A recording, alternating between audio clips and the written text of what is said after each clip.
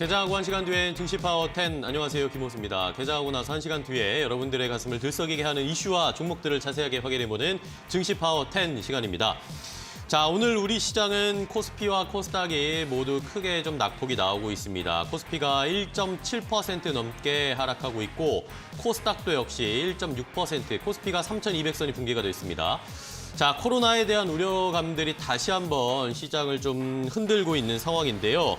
오늘 어제 하루 동안의 확진자가 1,300명을 넘어갔고 수도권은 이제 다음 주 월요일 12일부터 4단계 거리 두기를 적용을 하면서 다시 한번 조금 경제적인 위축이 나타나지 않을까라는 우려스러운 이야기들도 나타나고 있고 이제 곧 있으면 일본에서 열릴 도쿄 올림픽에도 무관중으로 올림픽을 진행하겠다. 이런 코로나 델타 바이러스, 변이 바이러스에 대한 우려감들이 우리 시장을 좀 뒤엎고 있습니다. 우리 시장뿐만 아니라 오늘 뉴욕 시장도 새벽에 비슷한 양상이 나타나면서 좀 하락세가 나타나는 양상이었는데 자, 그렇다면 이런 시장 속에 여러 가지 악재들이 있는 상황 속에서 어떻게 대응을 해야 될지 하나씩 알려드리도록 하겠습니다. 가장 먼저 이슈파워 시간에는 이 코로나뿐만 아니라 여러 가지 악재들이 시장에 좀 넘쳐나고 있는데 과연 이거 괜찮은 것인가? 증시 리스크 어떻게 극복할 수 있을까? 자세하게 이야기해보도록 하겠고요. 다음 증시 수다 시간에는 리메드라는 종목을 주의 깊게 살펴보고 있는 투자자의 속마음을 함께 들여다보도록 하겠습니다. 마지막으로 스피드 종목 10에서 자, 이렇게 어려운 시장 안에서도 그래도 우리가 수익 낼 수 있는 종목들 옥석 가리기를 해서 10가지 종목을 빠르게 릴레이로 알려드리도록 할 테니까요. 끝까지 함께 하시면서 종목까지 두둑하게 얻어가시기 바랍니다. 자, 그럼 증시파워 10 오늘 순서 또 본격적으로 시작해 보도록 하겠습니다. 가장 먼저 여러분들이 꼭 아셔야 하고 가장 궁금해하는 이슈들을 체크해보는 이슈파워 시간인데요. 자, 오늘은 86번가 정광우 대표와 함께 하겠습니다. 대표님 안녕하세요. 네, 안녕하세요. 반갑습니다. 자, 매주 금요일 한 주 동안의 이슈를 깔끔하게 정리해 주시는 우리 정광우 대표와 함께 오늘 어떤 이슈를 또 확인해 볼지 화면으로 먼저 그 주제를 체크해 보도록 하겠습니다. 자, 증시에 넘쳐나는 리스크들이 득실거리고 있습니다. 이것이 정말 악재일까? 시장에 정말 끌어내리는 요인이 될 것인가? 여러 가지 갑론들박이 펼쳐지고 있는데요. 앞서서 말씀드렸듯이 코로나 변이 바이러스와 관련된 우려, 여기에다가 중국발 리스크, 미국의 FOMC 회의 이런 것들이 시장에 발목을 잡고 있습니다. 과연 이것이 리스크인지 아니면 이것에서 불구하고 시장은 더 올라갈 수 있을지 자세하게 분석해 보도록 하겠습니다. 자, 여러 가지 악재들이 시장을 좀 뒤엎고 있습니다. 일단은 오늘 우리 시장도 1% 넘게 좀 하락세가 나오고 있는데 3,200선을 일단은 다시 회복을 하기는 했습니다. 자, 시장이 잘 나가다가 우리도 3,300 돌파하고 최고치 계속 경신하고 뉴욕 시장도 계속 최고치 경신을 하다가 약간 브레이크가 걸리기 시작을 했습니다. 자, 이런 시장 상황 어떻게 보고 계세요? 네, 기본적으로는 저희가 이제 차익 실현을 네. 좀 하고 싶어 하던 투자자들이 많았는데 일종의 울고 싶은데 뺨 때리는 격이랄까요? 타이밍이. 예. 그러니까는 사실 한두 가지의 뭔가 큰 이슈가 지금 장악을 했다기보다는 네. 여러 가지의 이제 복싱으로 치면은 잔펀치들이 좀 날아오고 있는 상황으로 보입니다. 그래도 저희가 한번 정리를 해서 살펴보면 네. 제가 볼 때는 한 3가지 정도 요인이 있지 않나라는 생각을 하는데요. 예, 첫 번째는 이제 최근 미국의 상장에서 지금 좀 폭락을 거듭하고 있는 디디 추싱 관련해서 중국발 리스크가 있는 것이 아니냐. 그다음에 두 번째로는 이제 경기 지표가 예상보다는 조금 부진하게 나오고 있습니다. 그러다 보니까는 여러 면에서 이런 지표들이 좀 피크 아웃하고 있는 것이 아니냐. 그다음에 세 번째로는 이틀 전에 이제 FOMC 회의록이 나왔습니다. 그렇죠. 근데 요 회의록에서 조금은 그 매파적인 발언들이 엿보인다. 이런 점들이 아무래도 좀 요소로 작용하지 않나 생각합니다. 그렇습니다. 일단은 우리 증시도 오늘 코로나19에 대한 리스크로 좀 하락세를 보이고 있고 미국 뉴욕 증시도 오늘 3대 지수가 0.7, 0.8% 정도 내외에서 하락세를 보였습니다. 자, 일단은 그럼 첫 번째 리스크 말씀해 주신 거 중국 쪽과 관련된 이야기인데 자, 중국 정부가 이 자국 기업들, 중국 기업들의 미국 상장하는 것을 좀 제한을 하려고 하는 양상들이 나타나고 있습니다. 디디 추싱은 이제 상장하자마자 굉장히 좋지 않은 상황이 펼쳐지고 있는데 이건 어떻게 보고 계세요? 네, 사실은 이제 좀 강력한 이제 그 멘트들이 나오고 있습니다. 하지만은 이게 그렇게까지 지금 최근에 갑자기 발현된 특별한 그런 이슈는 아니다라는 걸 먼저 말씀을 드리고 싶어요. 예. 왜냐하면 일단 미국 정부의 입장에서 살펴보면 미국은 연초에 회계 관련해가지고서 해외 상장 기업들에 대해서 기준을 좀 강화한 측면이 있습니다. 그러면서 당시에 이를 이제 지키지 못할 시에는 가이드라인을 지키지 못할 시에는 뭐 이제 최악의 경우 상장 폐지까지도 이제 조치를 내릴 수 있다라는 게 이미 나와 있었고 그럼에도 불구하고 그 이후에 상당수의 또 중국 기업들이 미국 IPO를 하기 위해서 지금 시도를 하고 있습니다. 예, 그거 자체는 기준을 잘 알았고 이를 준수하면은 미국 증시에서 미국 정부에서 별다른 뭐 이런 페널티나 이런 것이 없다라는 것들을 중국 기업들이 생각하고 있다. 그러니까는 미국 이제 사이드에서 봤었을 때 그런 거고요. 그다음 더 중요한 건 사실은 중국 사이드에서 봐야 되는 측면인데 중국 쪽에서 볼 때에는 이거를 뭐 특정 기업을 소위 말해서 손본다 이렇게 보기보다는 지금 이제 중국에서 플랫폼 기업에 대해 가지고서 굉장히 많은 제재를 가해오고 있습니다. 네. 근데 요거를 또 이제 저희가 중국만의 이슈로 보기에는 유럽이나 미국에서도 플랫폼 기업에 대해 가지고서 어느 정도 제재를 가해야 한다. 뭐 이런 움직임이 있지 않습니까? 그렇죠. 그래서 중국이 그 강도가 센 것뿐이고 뭐 그 다음으로 치면 유럽이 세고 미국은 아직까지는 좀 미온적이죠. 그래서 이제 중국 쪽에서 좀 이슈가 강하게 나오는 것처럼 보이는 것뿐이지 이거 자체가 뭔가 시장을 시스템 리스크로 처하게 한다. 뭐 그럴 만한 이슈는 그래서 아니다라고 생각을 합니다.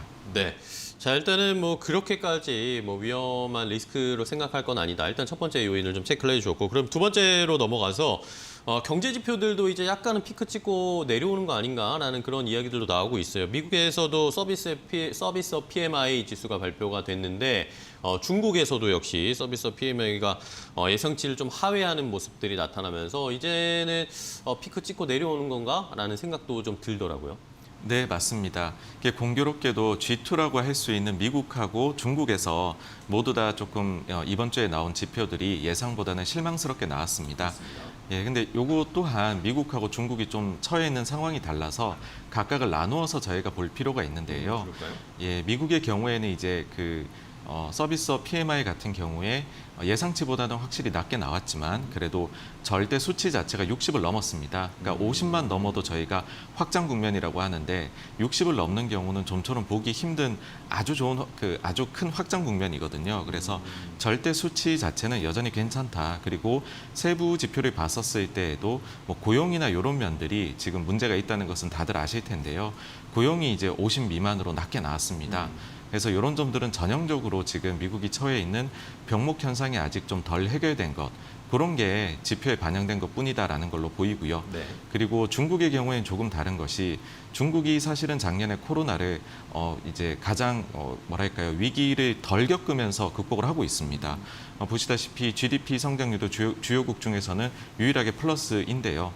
그러다 보니까는 유동성을 푸는 거, 소위 말해서 돈을 푸는 거에 있어 가지고서 굉장히 인색했습니다. 예, 그러다 보니까는 이제 아무래도 각종 지표들도 조금씩 내려오는 게 보이고 있고 특히나 이번에 나온 차이신 서비스업 PMI 같은 경우에는 이제 50을 갓 넘은 그러니까 확장 국면을 갓 유지를 했습니다.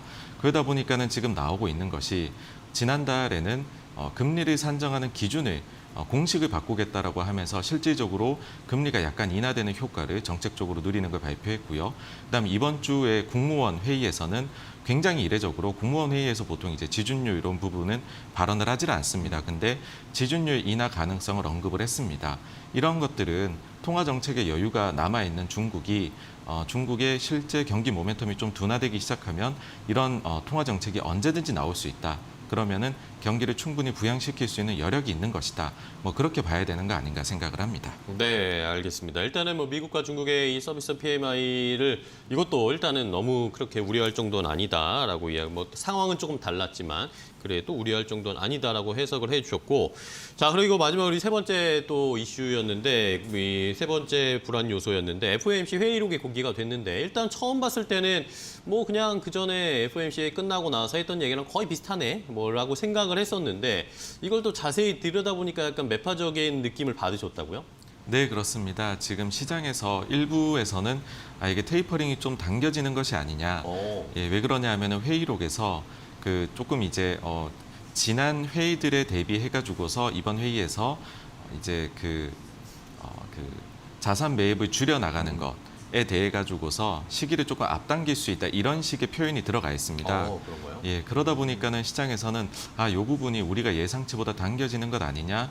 그러면은 지금 시장 콘센서스가 올해 연말이나 내년 초로 잡혀 있거든요. 그러면 앞당겨지면 빠르면 3분기에도 되는 것 아니냐? 이런 좀 과격한 일부 베팅도 나왔습니다. 그런데 이런 부분은 만약에 정말로 9월이나 10월을 예상을 했다면은 표현이 달랐을 겁니다. 그러니까는 다가오는 회의들에서 이런 표현을 썼을 거고요. 그 표현이 없이 지금은 earlier than, 그러니까는 조금 빨라졌다라고 얘기만 한 것뿐이거든요. 그러면 제가 볼 때는 한 12월 정도로 여전히 그냥 예상 범위 안에 들어와 있어서 요거를 매파적으로 보긴 어렵다는 거고요. 그 다음에 또 한 가지 두 번째 표현은 이제 인플레이션에 대한 부분인데요. 그 이제 시장의 리스크 요인으로 꼽으면서 상당수의 위원들이 인플레이션이 조금 과도하게 치솟을 수 있는 위험을 언급을 했습니다. 근데 이 부분에 있어 가지고서는 사실은 이제 저희가 CPI 저희가 뭐 여러 번 다뤄드렸지만은 중고차 지수가 큰 견인차 역할을 했다는 거 그쵸. 알고 계시잖아요. 3분의 1씩을 계속해서 두 달 연속으로 차지를 했는데 이 중고차 지수 이제 메나임 지수라고 해서 아주 역사 깊은 중고차 지수가 있습니다. 그게 이제 어제 나왔는데 그 지표를 살펴보았을 때에는 이 모멘텀은 꺾여가는 것으로 보입니다. 그 전달, 그 전전달에는 상당히 이제 빠르게 가격이 상승을 맞습니다. 지금 보이실 텐데요. 근데 6월달 지수 자체는 이게 내려왔습니다. 그렇다라는 말은 꺾였네요. 네네 CPI에서 상승폭의 3분의 1씩을 차지했던 중고차 지수가 내려온다. 이거는 이제 저희가 인플레이션 조금 우려를 덜어도 되는 것이고 그렇다라는 것은 이게 대표적으로 병목 현상이 나타나서 가격이 오른 그런 지수입니다. 그러면은 저희가 가장 우려하는 것 중에 하나인 병목 현상의 해결, 인플레이션 이런 부분들을 아마도 이번 CPI 발표할 때 중고차 지수를 보면서 좀 이제 마켓 플레이어들이 약간은 마음을 좀 놓게 되지 않을까 그렇게 생각을 합니다. 네, 좋습니다.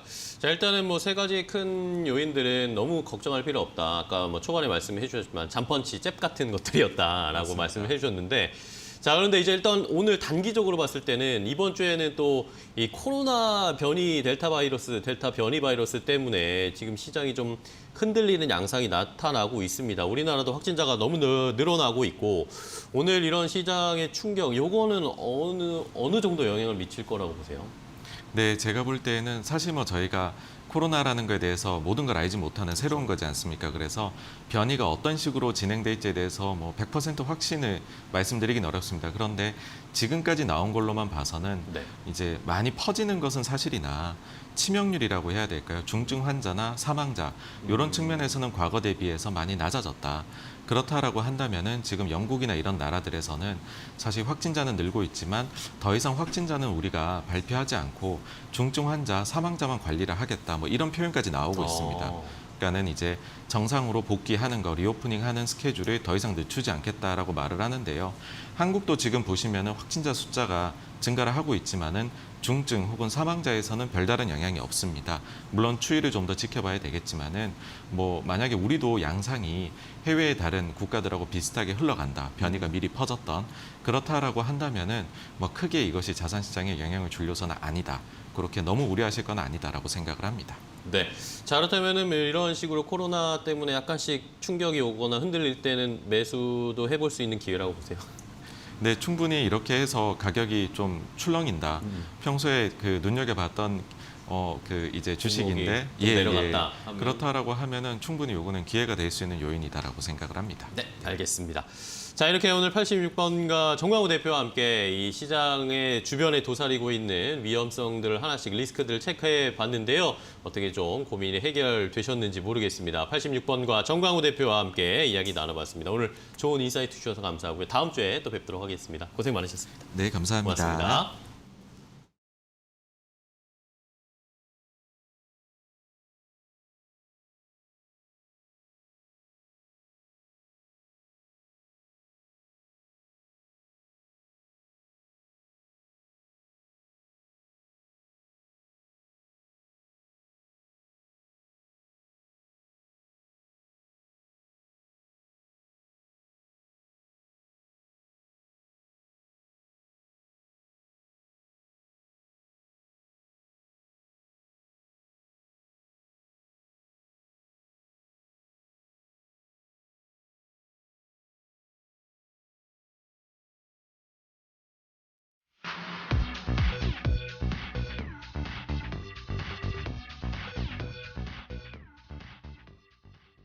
자, 이제 시장 상황 체크를 해보겠습니다. 오늘 좀 변동성이 크게 나타나고 있는데요. 아까 3,200선 붕괴됐던 코스피 다시 올라왔을지 자세한 시장 상황 강민정 캐스터와 확인해 보겠습니다. 네, 이 시각 업앤다운 강민정입니다. 오늘도 지수 상황 먼저 체크해 보도록 하겠습니다. 자, 오늘 시장 시작 30분 전에 이 4단계 거리두기 조치가 내려졌습니다. 월요일부터 2주 동안 이 수도권을 대상으로 거리두기 4단계가 적용이 되는 건데요. 이 같은 팬데믹 우려를 반영하면서 우리 시장 코스피가 0.8% 급락하면서 출발을 했습니다. 오늘 시가총액 상위 종목도 빨간불을 켠 종목을 찾아보기 힘들 정도로 급락 장세 연출하고 있는데요. 9시 장중 구간에는 3,200선 밑으로도 좀 떨어졌었다가 현재는 1.27%대까지 낙폭을 조금이나마 만회하고 있는 모습입니다. 현재는 3,210선 지나가고 있고요. 오늘 3거래일째 외국인과 기관의 동반 매도가 나타나고 있습니다. 자, 코스닥도 비슷한 낙폭을 보이고 있습니다. 역시나 1% 넘게 떨어지면서 1,023포인트 선에서 거래가 되고 있고요. 코스닥 시장에서는 오늘 외국인만 매수하고 있습니다. 네, 이어서 이 시각 상승하는 특징주 확인해 보도록 하겠습니다. 오늘 휴내시온이 상승하고 있고요. 흥국 F&B 그리고 우리들 휴브레인도 탄력이 좋습니다. 먼저 휴내시온 살펴보도록 하겠습니다. 자, 거리두기가 격상하면서 오늘 장 초반부터 재택근무 관련주들이 빠르게 올라오고 있습니다. 이 휴내시온은 재택근무 관련한 보안 솔루션을 운영하고 있는 업체인데요. 며칠 전에는 스마트 공장 관련 수혜주로 분류되면서 주가가 들썩이기도 했었습니다. 정부가 스마트 공장에 대해서 지원을 한다라고 발표를 했기 때문인데 휴낸시오는 가장 높은 수준의 보안을 필요로 하는 국가 기반 시설의 스마트 공장 사업에서 여러 가지 다양한 종류의 망 연계 솔루션 라인업을 가지고 있습니다. 네, 오늘은 재택근무 관련 이슈로 조금 더 강하게 편입이 되면서 2.7%대 상승 탄력을 보여주고 있는데요. 오늘 고가는 8%까지 상승했던 8,130원이고요. 현재는 상승폭을 많이 낮추면서 7,700원대까지 시세 내려와 있습니다. 네, 계속해서 이 시각 상승 특징주 두 번째 종목 확인해 보도록 하겠습니다. 자, 마켓컬리가 미국이 아닌 한국 증시에 상장하기로 방향을 조금 틀었습니다. 오늘 2,200억 원 규모의 시리즈 F 투자를 유치했다라고 발표를 했는데요. 이 마켓컬리의 시장 가치는 현재 2조 5천억 원으로 평가가 되고 있습니다. 이는 1년 전에 비해서 2.6배 사업 가치가 늘어난 것이라고 하는데요. 자, 흥국 F&B는 쿠팡과도 엮여 있고 마켓컬리와도 엮여 있는 종목입니다. 먼저 마켓컬리에 청량음료 그리고 영양식품 등을 공급하고 있고요. 쿠팡에도 일부 납품하고 있는 업체죠. 자, 현재 2.67% 상승하면서 4,415원 선 지나가는 모습 확인이 되고 있습니다. 네, 계속해서 세 번째 상승 특징주도 확인해 보시죠.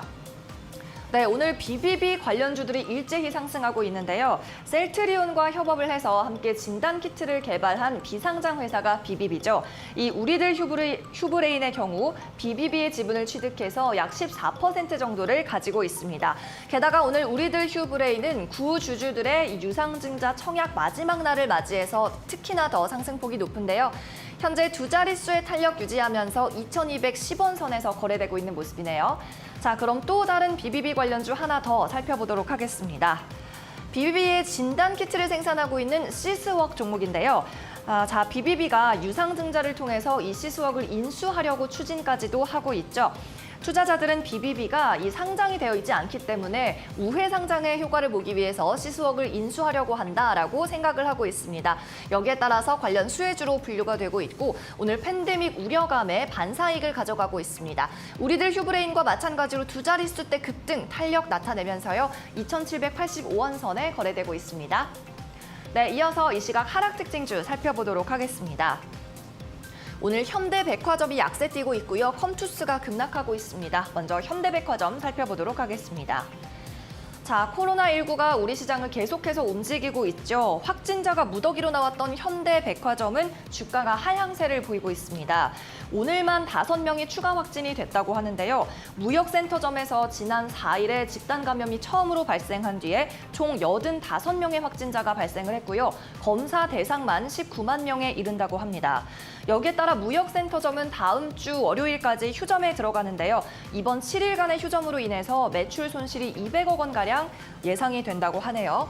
자, 현대백화점 오늘도 약세를 띠고 있는데요. 최초 확진이 나왔던 지난 일요일 이후로 단 하루를 빼고 이번 주 매일같이 하락하고 있습니다. 현재 2% 가까이 빠지면서 8만 200원 선에 거래되고 있고요. 장중에 이 8만 원 선 붕괴되기도 했던 모습 확인되고 있습니다. 네, 계속해서 두 번째 하락 특징주 확인해 보시죠. 자, 신작에 대한 기대가 컸는데 생각보다 흥행을 하지 못하고 있어서 현재 주가 하락으로 반영되고 있습니다. 컴투스 종목인데요. 증권사 리포트도 오늘 발간이 됐습니다. NH투자증권에서는 서머너즈 워가 출시됐던 초기에는 성과를 좀 냈었지만 최근 앱스토어에서 매출 순위가 빠르게 하락하고 있다라고 분석하고 있는데요. 하반기에도 이 컴투스는 게임의 출시가 몇몇이 예정되어 있지만 연이은 이 신작 실패에 따라서 투자자들의 기대감은 조금 하락한 상황이라는 평가였습니다. NH투자는 또 2분기 실적에 대해서도 전망을 했는데 컴투스의 영업이익이 전년 대비 41% 떨어질 것이라고 예상을 했고요. 시장 컨센서스 대비해서도 50% 가까이 감소할 것으로 예상을 하고 있습니다. 자, 컴투스 종목 역시 이번 주 월요일을 제외하면 이번 주 내내 하락세를 걷고 있습니다. 현재 11만 9,100원에 거래되고 있고요. 오늘의 고점은 12만 500원, 아래로는 11만 7,000원에 거래가 되고 있습니다. 지난 4월 고점에 비교하면 18만 원이었었으니까 현재 7만 원 가까이 빠지고 있는 상황이 포착되고 있네요. 네, 지금까지 이 시각 업앤다운 살펴봤고요. 오늘도 성공 투자하세요. 네, 강민정 캐스터 수고하셨습니다. 오늘 시장에 일단은 낙폭을 조금씩은 줄이고 있습니다. 코스피가 1.7%, 8%대까지 하락세를 나오다가 지금은 1.44% 하락하면서 3,205포인트 선에서 올라와 있는 상황인데요. 자, 일단은 코로나의 영향이 계속 시장에는 한 주의 마지막 금요일에 영향을 미치고 있다라는 것을 확인을 해보셨고, 자, 그럼 이제 투자자들은 또 시장에서 어떤 생각을 가지고 있을지 때로는 솔직하게 또 때로는 심도 있게 투자자들의 속마음을 확인해 보도록 하겠습니다. 자, 실시간 증시 수다 시간인데요. 오늘은 하이투자증권 영업부의 이창원 차장과 함께 이야기 나눠보겠습니다. 차장님 안녕하세요. 네, 안녕하세요. 네, 안녕하십니까. 반갑습니다. 자, 시장 일단 코로나 때문에 변이 바이러스 때문에 좀 출렁거리고 있는 상황입니다. 그런데 또 한편에서는 이럴 때 오히려 떨어져 있는 종목 싸게 살 수도 있지 않을까라는 생각하시는 분들도 계실 것 같고, 차장님은 또 어떤 업종이나 어떤 종목 살펴보고 계신지도 궁금합니다. 네, 일단 오늘 시장이 조정세에 좀 들어왔는데요. 네. 델타 변이 바이러스 확산에 대한 이슈가 가장 큰 것 같고, 그리고 이제 미국의 이제 고용 같은 경우도 이제 재정 부양제 효과가 이제 둔화된 상태고, 국채금리 떨어지니까 경기가 좀 그 정상화가 지연되는 게 아니냐는 우려가 반영되면서 시장 조정세였는데, 하지만 그렇다고 하더라도 지연일 뿐이지 이게 침체로 가는 건 아니라는 거죠. 좀 이후에는 다시 경기는 정상화 될 것이고요. 그리고 이제 테이퍼링 요인도 좀 잠시 좀 물러날 수도 있을 가능성도 있고, 그리고 이제는 인플레 얘기는 또 들어간 상태이기 때문에 그 시장의 유동성 장세는 여전히 유지되기 때문에 저는 이렇게 조정이 받았을 때는 오히려 이제 그 매수 관점에서 보고요. 코스피가 오늘 75일선까지 조정을 받았고, 그러고 나서 아래꼬리 잡혔고, 그리고 이제 코스닥은 1000포인트 정도가 선이 어느 정도 지지 라인이고 21선 정도 내외까지 좀 조정을 받은 상태이기 때문에 보통 이런 식으로 전 종목이 막 대부분 빠진 경우에는요, 그 구조적 성장주라든가 주도주로 매수세가 좀 몰려서 그런 종목들이 먼저 반등하거든요. 작년에 6월 15일 날 시장 100포인트 빠졌을 때도 같은 모습이어서 우리 코너에서 말씀드렸던 종목들 중에서 보면은 2차 전지 종목들이 많이 있었습니다. 코스모 신소재, 에코프로비에 대주전자 재료 같은 종목도 오늘 같은 장에서 지금 상승이 나타나고 있고, 또 솔루엠이라는 종목도 ESR 시장에서의 구조적인 성장에 대한 수혜주라 말씀드렸는데 오늘 같은 자리에 굉장히 매수하기 좋은 자리거든요. 잘 버티고 상승 시도하는 모습들이, 그러니까 구조적인 성장도 가장 성장이 담보되어 있는 종목들로 시장은 좀 몰릴 종목들은 매수세가 좀 몰릴 수 있기 때문에 그런 종목들은 이런 장세에서는 상당히 매수기라고 볼 수 있겠고요. 지난주가 말씀드렸던 PNT 같은 경우도 좀 잘 안 빠집니다. 그러니까 이런 것도 좀 매수 기회로 오늘 좀 삼으시면 좋을 거라 생각이 들고, 틈새 종목으로 이제 에스테틱 관련 종목을 좀 말씀드리고 싶은데요. 이게 코로나 사실 델타 변이 바이러스가 다시 터져가지고 오늘 좀 주가가 좀 빠지게 했는데, 리메드라는 종목을 일단 먼저 좀 말씀드리겠습니다. 그러니까 올해 이제 글로벌 에스테틱 시장이 그동안 이제 작년에 이제 워낙 코로나 팬데믹 이래서 억눌렸던 소비 심리가 올해부터 이제 그 폭발하면서 지금 호황기에 들어가는 모습이 있고요. 특히 이제 우리 시장에서는 클래시스라는 종목이라든가 파마 리서치 같은 종목들이 주가가 많이 올라갔는데 그런 관점에서 SS 쪽에서 리메드라 회사를 한번 말씀드리면은 동사는 이제 그 자기장 마그네틱 기술을 기반으로 해서 전자약을 그 제조 판매하는 업체인데 뭐 뇌질환 치료기라든가 뭐 신경 자극 치료기기라든가 그리고 체외 충격파, 코어 근육을 강화해주는 체외 충격파 쿨톤이라는 제품을 동사가 이제 가지고 있는데요. 여기 동사가 이제 그 글로벌 에스테틱 호황에 따른 준비를 좀 만만히 준비를 했고, 그 자기장 적용 모드 쿨톤 장비가 최근에 그 유럽 CE를 인증을 획득을 했습니다. 이 같은 경우에는 그 엉덩이라든가 허벅지 등의 이런 근육을 강화하는 그 프리미엄 에스테틱 기기인데, 일단 독일의 진머랑 엘러간을 통해서 좀 글로벌 파트너십 구축해서 지금 유럽 시장에 진출을 한 상태고요. 최근에 이제 CE 인증을 받은 4가지 제품에 대해서도 그 UL 마크 획득을 좀 요청한 상태라서 아마 추후로는 병원 쪽으로 들어갈 것이고, 그리고 동사가 최근에 이제 6월달에 그 요실금 치료기기 UI큐브라고 CF 허가를 받았는데, 보통 요실금 치료기기는 하이를 탈의를 하고서 치료를 받아야 되는데 동사 제품은 하이 탈의가 필요 없다는 점이 상당히 차별화되어 있고, 그리고 또 뇌질환 치료기기를 좀 그 적용적 확대를 하고 임상을 통해서 지금 치매 치료기기 인증 상품안을 진행 중에 있는데, 아마 이게 그 8월달 정도면은 FDA 승인 여부가 좀 나올 수 있을 것 같아서, 이게 그 경두계 자극기기거든요. 이게 그 FDA 승인이 8월 정도 결론이 날 수 있어서 아마 중장기로 좀 볼 수 있을 것 같고, 동사가 그 전환사치 500 정도 발행을 한 게 있는데, 미국 조인트 벤처 설립을 준비 중인 자금입니다. 아직은 사용하지 않았지만 미국까지도 시장 진출을 열고 있어서, 동사가 2019년도 말과 그리고 작년 초에 주가가 저점에서 투신 수급이 들어오면서 주가가 단기간에 한 3개월 정도 만에 3배씩 이상 올라간 경험이 있기 때문에 이런 종목은 좀 중장기적으로 좀 투자를 해봤으면 좋겠을 것 같고요. 가장 투자 포인트는 어쨌든 글로벌 FT 호황기에 따른 보복적 소비 수혜가 될 수 있다. 그래서 지금은 상당히 그 저평가 매력이 있는 구간에 있다라고 리메드 소개시켜드리겠습니다. 네, 이창호 사장님 고맙습니다. 오늘 시장의 상황도 한번 짚어주셨고 관심 가지고 계신 종목 중에 리메드 자세하게 소개해 주셨습니다. 시청자분들도 잘 참고해 보시기 바랍니다. 사장님 오늘 좋은 말씀 감사하고요. 다음 시간에 또 뵙도록 하겠습니다. 고맙습니다. 네, 고맙습니다. 네, 감사합니다.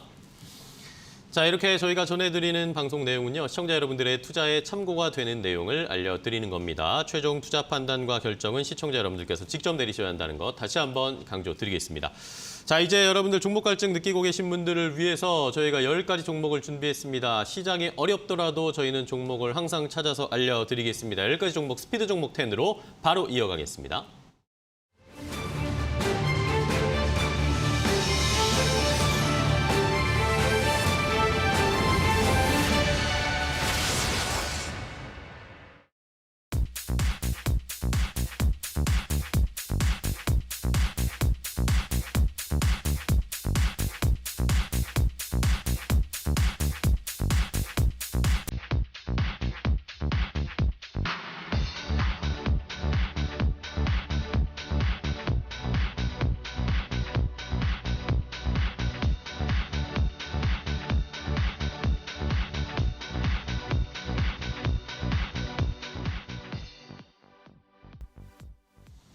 자, 지금까지 이런 종목 소개는 없었다. 스피드 종목 10 시간입니다. 여러분들 종목 갈증 느끼고 계실 이 10시 구간에 저희가 10가지 종목을 잘 골라서 여러분들에게 빠르게 릴레이로 핑퐁 소개를 해드리도록 하겠습니다.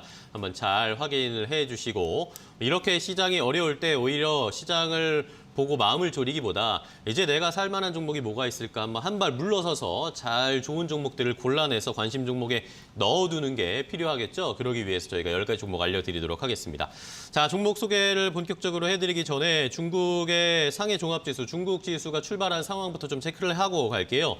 자, 중국 상해 종합지수는 오히려 상승 출발을 하고 있네요. 0.9% 상승, 1% 가까이 상승세를 보이면서 3,557포인트 선에서 출발을 하는 상황입니다. 자, 우리 증시, 일본 증시, 아시아 증시가 전체적으로 좀 조정을 받고 있는 상황인데 오히려 중국 상해 종합지수는 상승 출발하고 있다라는 것은 좀 확인을 해보셔야 되겠습니다. 자, 그럼 오늘 두 분과 함께 스피드 종목 10 이야기 나눠보도록 하겠습니다. YG경제연구소의 차용주 소장 그리고 스쿱의 김상훈 대표와 함께하겠습니다. 두 분 안녕하세요. 반갑습니다. 반갑습니다. 자, 매주 금요일에 우리 두 분의 전문가, 베테랑 전문가 차용주 소장님과 신예 전문가인 우리 김상훈 대표와 함께 오늘은 또 어떤 종목을 가지고 오셨을지 궁금해하시는 분들이 많으니까요. 바로 공개하겠습니다. 스피드 종목 10 공개하겠습니다. 자, 오늘 스피드 종목 10 10가지 종목 확인해 보겠습니다. 차용주 소장의 픽입니다. SKC, 삼성전기, 천보, SJ그룹, 삼성전자 이렇게 5가지를 가지고 오셨고요. 김상훈 대표의 픽은요. 상보, 에코마케팅, 대주산업, 동국제강, 롯데, 정밀화학 이렇게 10가지가 준비되어 있습니다. 시청자 여러분들은 10가지 종목 가운데 어떤 종목이 눈에 띄시나요?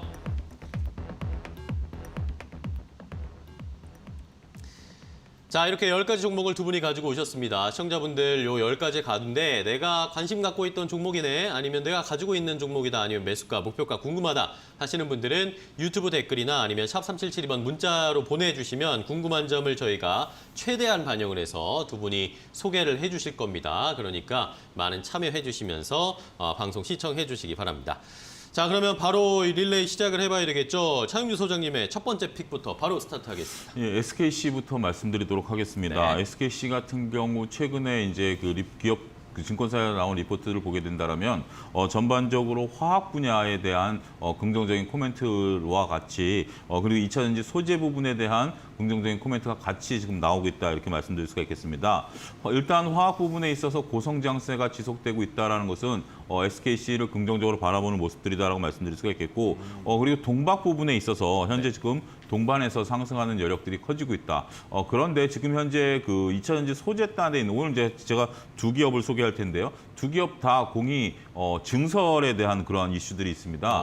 이러한 증설에 대한 이슈들이 나타나기 시작한다는 우리가 증설이라는 게 당장 뭐 어제 오늘 결정되는 것들은 아니고 길게는 몇 년 동안, 짧게도 몇 개월 동안 기업들이 자금에 대한 어떤 수요라든지 공급과 과정, 그다음에 이제 공장을 증설하는 데 있어서 인허가 이런 것들에 대한 것들도 다 이제 그 하는 시간, 물리적인 시간이 필요하죠. 네. 공교롭게도 지금 현재 이런 것들이 몰리고 있다라는 겁니다.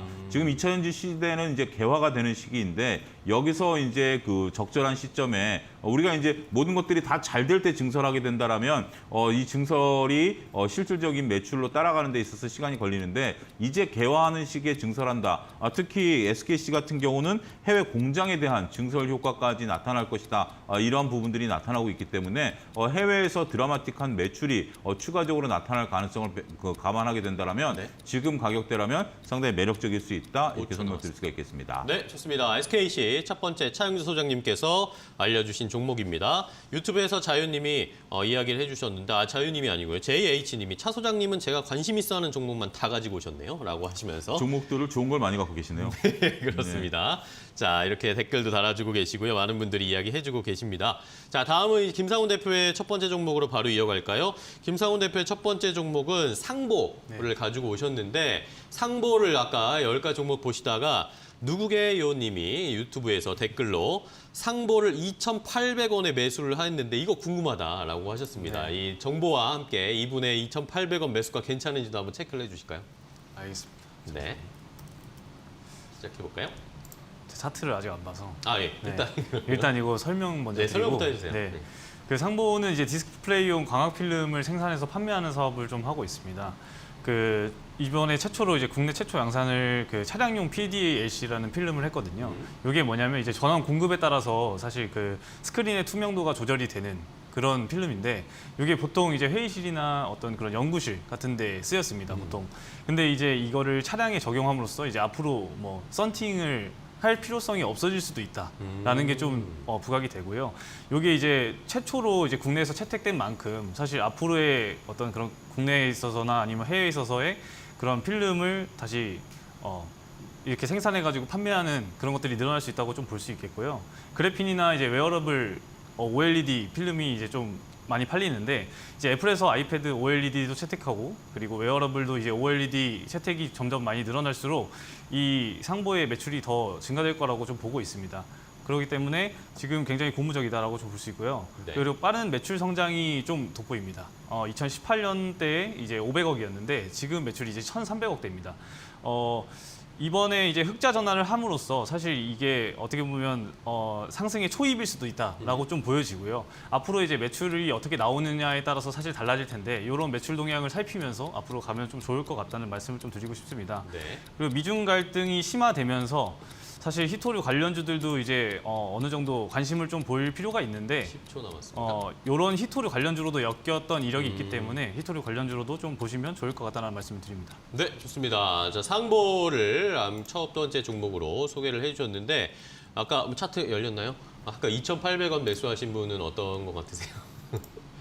근데 사실 뭐 지금까지는 차트를 안 깨고 가고 있기 때문에 아직 괜찮다고 보고 있고요. 이제 어닝이 이제 전환된 지가 사실 얼마 안 됐습니다. 그렇기 때문에 앞으로의 매출을 좀 본다고 하면 사실 지금 갖고 가셔도 되지 않나라는 좀 생각을 좀 드리고 싶습니다. 네, 좋습니다. 자, 일단은 뭐 계속 가져가도 괜찮을 것 같다라는 의견을 주셨으니까요. 누구의 애호님 잘 체크를 해주시기 바랍니다. 네, 자 다음 종목 또 이어가 보도록 하겠습니다. 다음 종목 이어가기 전에 홍콩 시장도 개장을 했습니다. 이것만 체크하고 갈게요.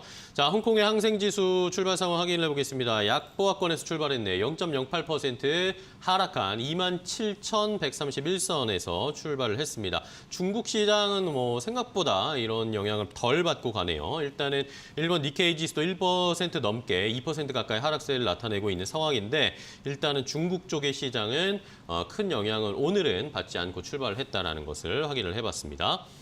자, 다음은 차용조 소장님의 두 번째 종목으로 이어가 보도록 하겠습니다. 차용조 소장님의 두 번째 종목은 삼성전기죠. 예. 삼성전기를 또 유튜브에서 자유님이 어제 매수를 하셨답니다. 예. 어제 매수하셨는데 자, 이거 괜찮을지 궁금하시다고 합니다. 바로 이어가 볼까요?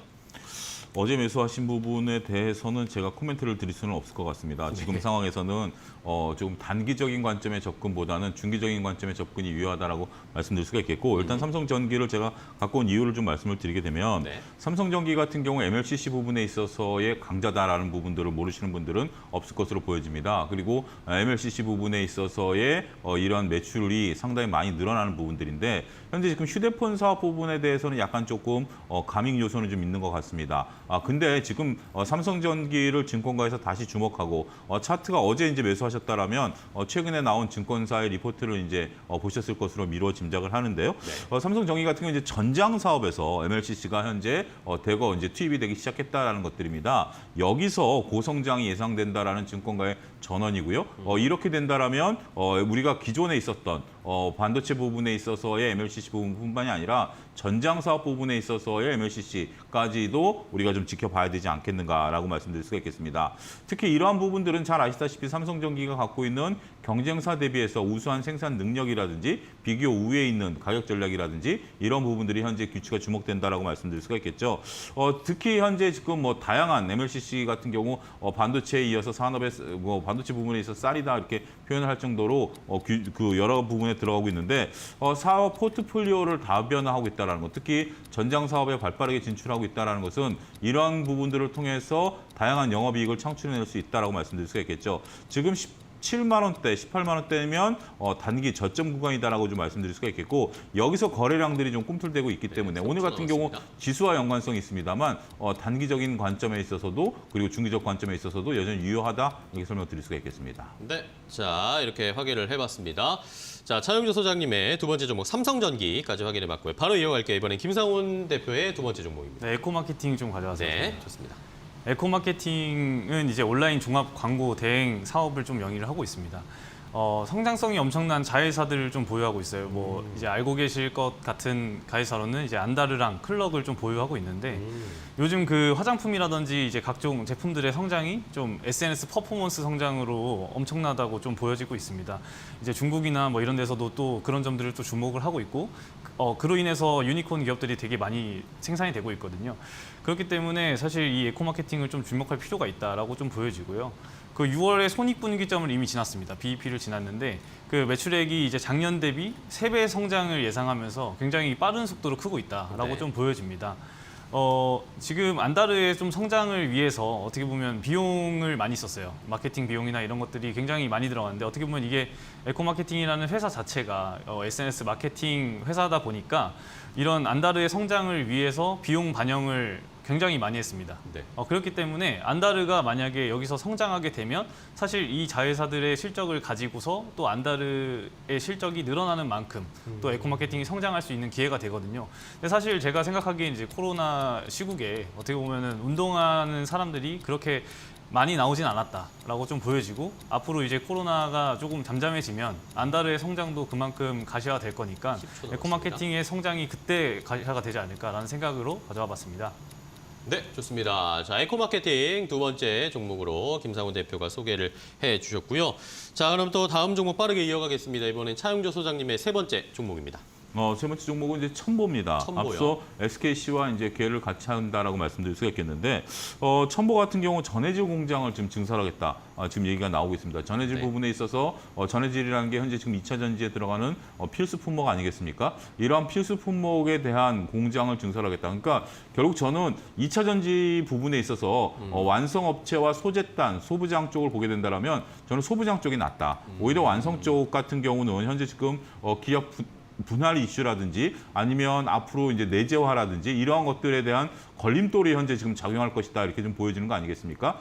그럼에도 불구하고 소부장 같은 경우는 지금 현재 공장을 증설함으로써 향후 다양한 기업체에 대한 납품에 대한 대비를 하고 있다 이렇게 좀 말씀드릴 수가 있겠죠. 네. 따라서 현재 지금 이러한 기업 전망치들이 나오는 것들은 상당히 고무적이다 이렇게 좀 말씀을 좀 드릴 수가 있겠습니다. 그리고 현재 지금 첨보가 지금 나타내고 있는 것은 차트가 상당히 좋아요. 네네. 오늘 같은 경우도 현재 지금 3.5% 정도 상승세를 나타내고 있습니다. 그러니까 그저께 일단은 장대 양봉을 솟은 이후에 어제 같은 경우 조금 고점을 찍은 이후에 조정세를 받았습니다만 오늘 같이 지수가 조정받고 있는 가운데서도 오히려 직전 고점을 뚫어주기 위한 노력들을 하고 있다는 거죠. 이러한 모습들은 현재 수급이 쏠림 현상들을 나타내고 있는데 오늘 거래량이 그렇게 많이 분출되고 있지 않다는 겁니다. 그럼에도 불구하고 직전 고점을 뚫어주려고 한다는 것은 상당히 긍정적인 그렇죠. 모멘텀을 맞습니다. 가지고 있다 말씀드릴 수가 있겠습니다. 네, 좋습니다. 차트상으로도 고점 돌파를 시도하고 있는 첨보 다시 한번 살펴보자라는 의견 차영조 소장님 주셨고요. 자, 다음 종목 김상훈 대표의 세 번째 종목입니다. 네, 대주산업 가졌습니다. 가겠습니다. 네, 대주산업은 이제 그 배합 사료 제조업을 좀 영위를 하고 있습니다. 최근에 이제 곡물 가격이 이제 많이 하락하면서 주가를 조정을 받았어요. 대주산업 같은 경우에는 이제 곡물 가격에 따라서 사실 이제 주가가 많이 이렇게 상승했다가 하락했다가 하는데 어떻게 보면 최근에 이제 변이 바이러스가 퍼지면서 이제 원자재 가격이 다시 그러니까 경기 회복이 안 되는 거 아닌가 해가지고 이제 좀 떨어졌었는데. 이로 인해서 이제 주가가 많이 조정을 받은 상태다라고 좀 보여지고요. 그 물가 상승에 따라서 이제 곡물 가격이 다시 재상승을 했을 때 모멘텀을 또 기대해 볼 수 있다라고 좀 볼 수 있고 그리고 실적도 꾸준히 증가를 하고 있습니다. 근데 오늘 올라가는 이유가 뭐냐라고 좀 보여지면 사실 이거는 저는 어떻게 보면 8시에 이미 보내드리는 거라 사실 뭐 이미 올라도 이렇게 할 수가 없는데 네. 일단 오늘 그 세종시 인근에 일단 본사랑 공장이 있어요.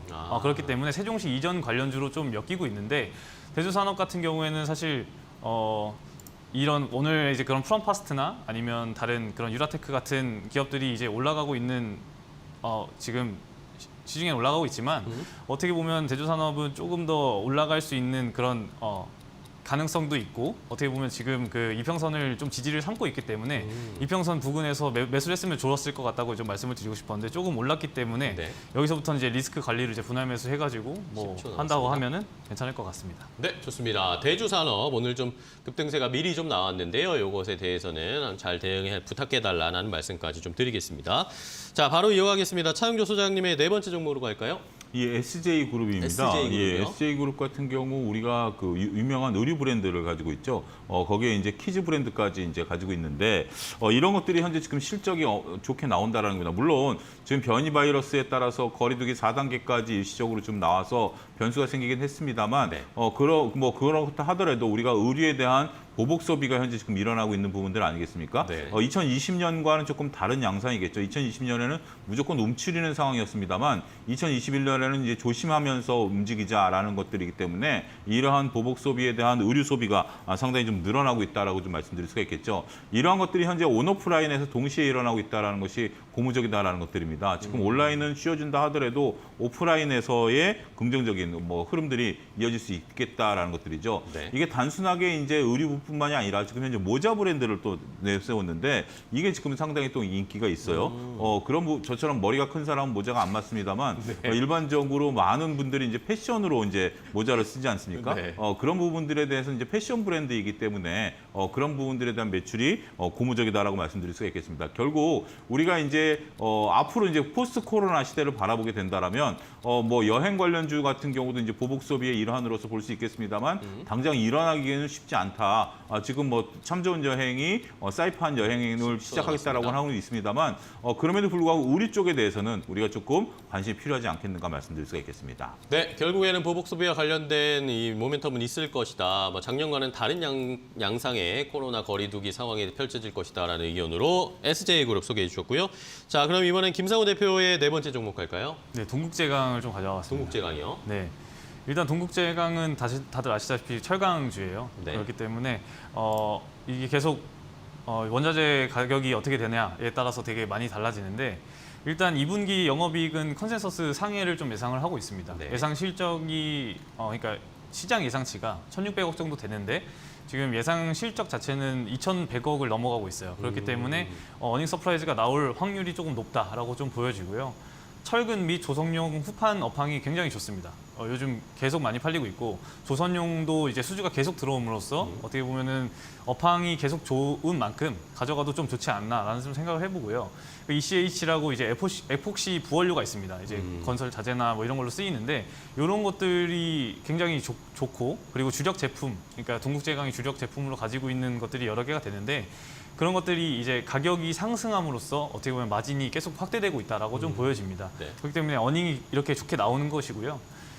브라질 내에 이제 자회사 그 CSP라는 곳이 있습니다. 근데 그게 어떻게 보면 동국제강이 이제 자회사로 가지고 있는 그런 곳들 중에는 가장 아픈 손가락이었어요. 그런데 이게 어떻게 보면 흑자 전환을 이번에 했거든요. 네네. 그러니까 작년 이제 4분기 때 이제 시작을 해가지고 영업이익이 계속 증가를 하고 있습니다. 이에는 뭐가 있냐? 이제 슬래브라는 실적이 것도 넘었습니다. 있는데 그게 전년 동기 이제 2배 가격이 넘게 오르면서 또 영업이익이 늘어났고 브라질 환율도 좋아지기 때문에 어떻게 보면 계속 좋을 수 있다라고 좀 보여집니다. 네, 좋습니다. 동국제강까지 김상우 대표가 소개를 해주셨고요. 자, 이제 마지막 종목 하나씩 가지고 계신데 이제 차용주 소장님의 마지막 종목 삼성전자죠. 삼성전자 많은 분들이 또 궁금해하십니다. 이번 주에 실적 발표하고 나서 왜 안 오르는 겁니까? 셀리님이 유튜브에 댓글 달아주셨고 이센조님은 오히려 삼성전자 우를 어제 샀다라고 이야기해 주셨는데 삼성전자 어떻게 보십니까? 예, 삼성전자에 대해서 많은 분들이 관심이 있으실 텐데 짧고 굵게 말씀드리겠습니다. 삼성전자가 올라가는 것을 기관들이 별로 좋아하지 않습니다. 왜냐하면 삼성전자가 올라가게 된다면 지수가 3,400, 3,500에 올라가죠. 그러면 기관 투자자들 입장에서 본다면 상대 자기들이 평가를 받는 벤치마크 지수가 올라가게 됩니다. 네. 그렇게 되기 때문에 굳이 기관과 외국인들이 삼성전자를 살 이유는 별로 없다. 그런 것들이 첫 번째 이유겠고요. 두 번째는 삼성전자의 개인 투자 비중이 높습니다. 개인 투자 비중이 높은 종목이 올라가기 위해서는 결국 그대로 수익을 내주면서 기관들이 매수를 들어가야 되는데 이러한 것들도 현실적으로 쉽지 않다라는 점들이죠. 그리고 또 마지막으로는 우리가 항상 실적과 주가는 동행하지 않는다. 합리적인 시장이라는 것이 이루어지기는 때로는 불합리적인 시장이 연출될 수 있다라고 네. 보이기 때문에 저는 8만 원 정도 이하라면 충분히 매수 관점의 접근은 유효하지 않겠는가. 그리고 긴 시야, 긴 호흡이 필요하지 않겠는가. 그렇게 말씀드릴 수가 있겠습니다. 네, 자 삼성전자 오늘 조금 빠지면서 8만 원 아래로 다시 내려갔습니다. 현재 삼성전자 79,200원인데 오히려 이럴 때 매수를 해서 중장기적으로 끌고 가는 전략, 단기적인 수익보다는 끌고 가는 전략이 필요하다라는 의견 주셨습니다. 자, 이제 마지막 김상훈 대표의 10번째 종목 볼까요? 네, 롯데 정밀화학 가졌습니다. 롯데 정밀화학이요? 네, 롯데 정밀화학은 이제 그 화학회사죠. 정밀화학회사인데 이제 건설 자동차 업황 호조로 인해서 에폭시가 이제 수급 타이트 현상이 좀 발생을 했습니다. 계속 수급이 타이트한 만큼 계속 수요는 있을 거라고 좀 생각이 되고요. 그리고 가성소다 및 암모니아 가격이 각각 이제 작년 대비 23% 그리고 120% 상승하면서 어떻게 보면 마진이 계속 확대가 되고 있다라고 좀 보여집니다. 이런 업황 호조나 이런 것들을 봐서 어떻게 보면은 2분기 영업이익 그리고 작년 대비 51%가 증가를 했는데 네. 하반기에 이제 최대 실적을 전망하는 만큼 사실 주가가 조정받은 이때에 어떻게 보면 매수를 해볼 수 있지 않나라는 좀 보여지고요. 최근에 이제 기관이 계속 매수를 하면서 사실 이제 최근에 이제 기관이나 뭐 외국인이 이제 그런 주식들을 많이 팔아 넘기면서 네네. 사실 그 조정을 계속 받고 있는데 어떻게 보면 이럴 때에 기관이나 외국인의 매수세를 좀 보고 좀 종목을 선택해도 괜찮지 않나라는 점이 좀 보여지기 때문에 네. 긍정적이라고 좀 볼 수 있겠습니다. 네, 좋습니다. 자, 마지막 종목 롯데 정밀화학까지 확인을 해주셨습니다. 아까 뭐 삼성전자는 기관이 안 산다라고 했는데 뭐 롯데 정밀화학은 기관 쪽에 매수세가 좀 들어오고 있다. 뭐 이런 힌트도 얻으실 수 있으니까요. 한번 잘 확인해 보시기 바랍니다. 자, 이렇게 오늘 두 분과 함께 10가지 종목 숨가쁘게 소개를 해드렸습니다. YG경제연구소의 차용조 소장 그리고 스쿱의 김상훈 대표와 함께 했는데 오늘 좋은 종목 소개해 주셔서 감사하고 다음에 또 뵙도록 하겠습니다. 고맙습니다. 감사합니다. 자, 증시파워텐 오늘 저희가 준비한 소식과 정보는 여기까지고요. 저희는 또 다음 주에 여러분들의 종목 갈증 풀어드릴 수 있는 종목 가지고 찾아뵙도록 하겠습니다. 개장하고 나서 1시간 뒤엔 뭐다? 증시파워10 끝까지 시청해 주신 여러분 고맙습니다.